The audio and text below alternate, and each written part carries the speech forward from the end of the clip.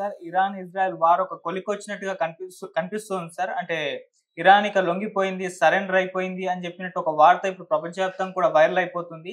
మరి వార్తల్లో నిజం ఉందంటారా? అంటే ట్రంప్ ఇప్పుడు చెప్పినట్టు ఇరాన్ ఇనాల్సిందేనా? ఎందుకంటే లొంగిపోతే ఇప్పుడు ఖచ్చితంగా వాళ్ళు ఏం చెప్తే అది వినాల్సిందే కాబట్టి. సో, ట్రంప్ ఆడిచ్చినట్టే ఆడుతుందా ఇరాన్? అసలు ఏం జరుగుతుంది మరి ఇరాన్, ఇజ్రాయెల్ వార్‌లో? నిజంగా ఇరాన్ లొంగిపోయినట్టు వస్తున్నాయి వార్తల్లో నిజం ఎంతుంది? యాక్చువల్‌గా ఈరోజు ఇజ్రాయెల్ అతిపెద్ద దాడి చేసింది ఇరాన్ మీద. దాదాపు 15 ఎయిర్‌పోర్ట్‌ల మీద దాడి చేసి అనేక ఫ్లైట్‌లను ధ్వంసం చేసింది. ఇది పెద్ద దెబ్బ అని చెప్తున్నారు. దాదాపు ఇప్పటివరకు 900 మందికి పైన ఇరాన్‌లో చనిపోయినారు ప్రజలని చెప్తున్నారు. ఇంకా ఒక 2, 3 వేల మంది గాయపడ్డారు. తర్వాత తెహరాన్‌లో దాదాపు 1,00,00,000 మంది పాపులేషన్ ఉంటారు. అందులో లక్షల మంది ఆల్రెడీ 3 లక్షల మంది వరకు వెళ్ళిపోయినారని చెప్తున్నారు.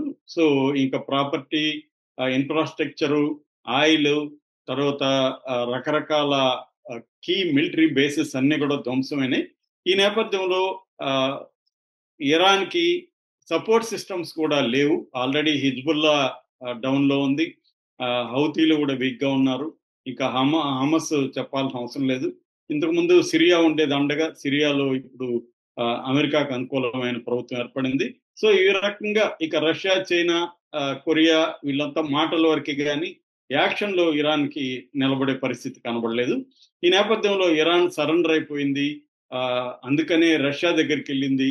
ఆహ్, మన పుతిన్‌కి చెప్పి సో, ట్రంప్‌కి చెప్పమని సరెండర్ అవుతున్నానని. అంటే ఎప్పుడైనా సరెండర్ అవ్వాలంటే మనతో పాటు ఎవడినో ఒకడిని తీసుకెళ్ళాలి.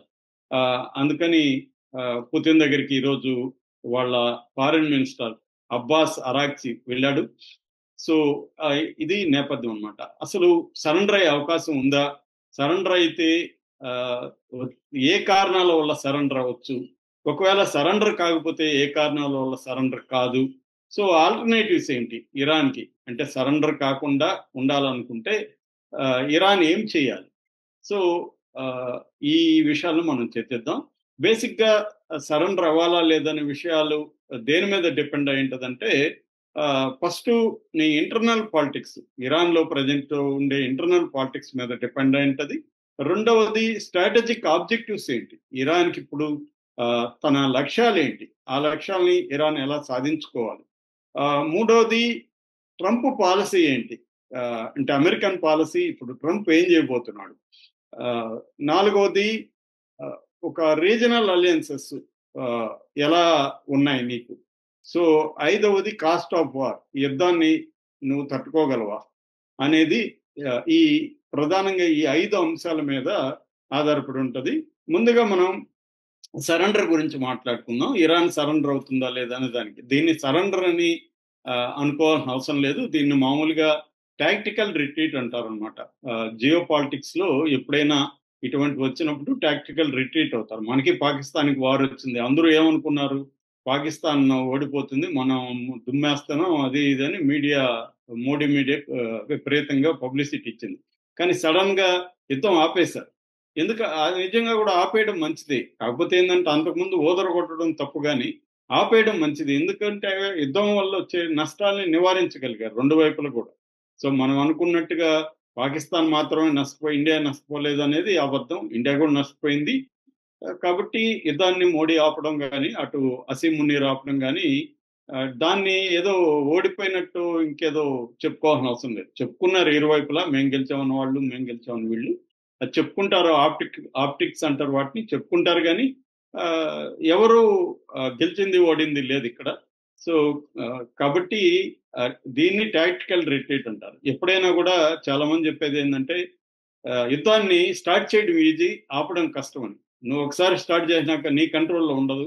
అది అనేక అంశాలు దాంట్లోకొచ్చేస్తాయి. ఆపడం కష్టం. అందుకని ఆపగలిగిన ఆపర్చునిటీ వచ్చినప్పుడు దాన్ని అందిపుచ్చుకోవాల్సిన అవసరం ఉంది. మోడీ గాని, అసీం మునీర్ గాని ఆ పని చేశారు.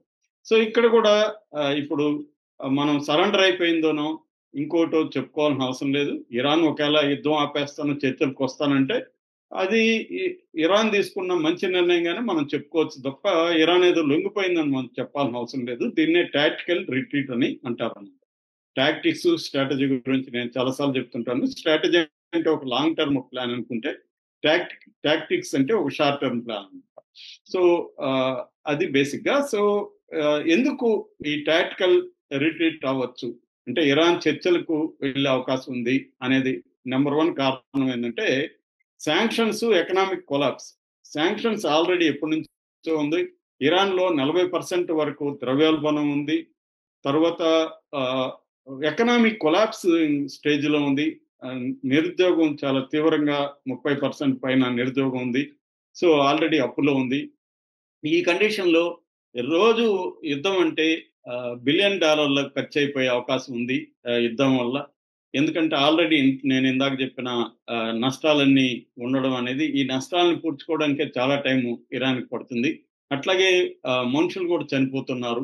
సో అంటే హ్యూమన్ లాస్ కూడా పెద్ద ఎత్తున అవుతుంది.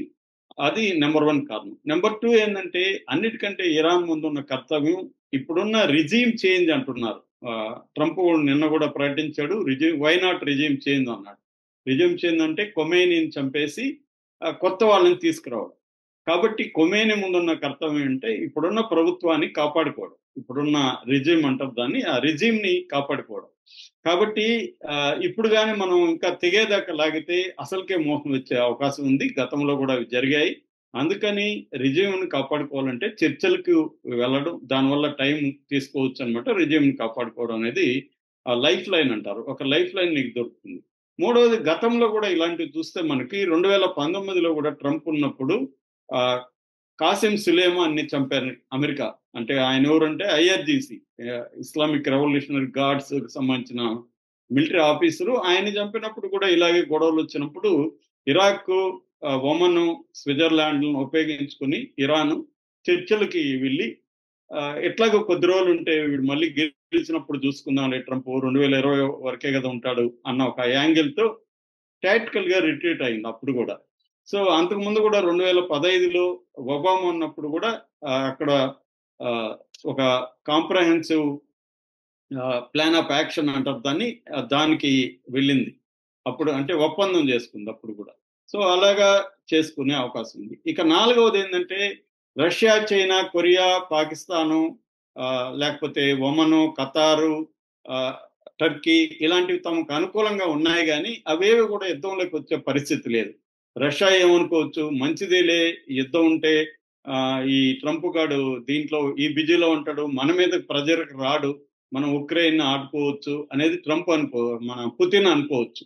చైనా కూడా ఏమనుకుంటుంది, వస్తే మంచిదేలే, మన జోలికి ట్రంప్ ఇప్పుడు రాడు, ట్రంప్ మిడిల్ ఈస్ట్ లో ఎంత కూరుకుపోతే అంత మంచిదని చైనా కూడా అనుకోవచ్చు. ఇక పాకిస్తాన్ దొంగాట ఆడుతుంది మనకు తెలుసు.